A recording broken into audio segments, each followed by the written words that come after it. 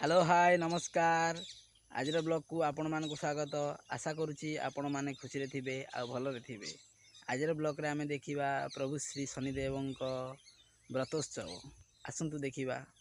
आपण माने देखि पारुथिबे एइटारे हेउची प्रभु श्री श्री शनिदेव व्रतोत्सव जहा कि विगत वर्ष धरी होई आसी अछि।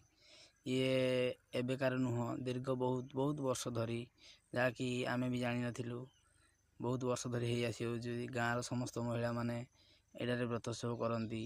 ये हूँ आम गाँ आंबतोटा जोठार कि ये व्रतोत्सवटी प्रति वर्ष यही दिन अनुष्ठित होता है। आम गाँव कौन आम गाँ पाखर बहुत लोग आसी माने व्रतोत्सव पालन करती। आपण मान तो देखिपारे बहुत सारा गाँर सब स्त्री लोक मैंने आती जेटारे व्रतोत्सव पालन करुँच। आपण मैंने देखिपारे यही गचर प्रभु श्री शनिदेव विराजमान कर आज को बहुत वर्ष तलर कथा ये।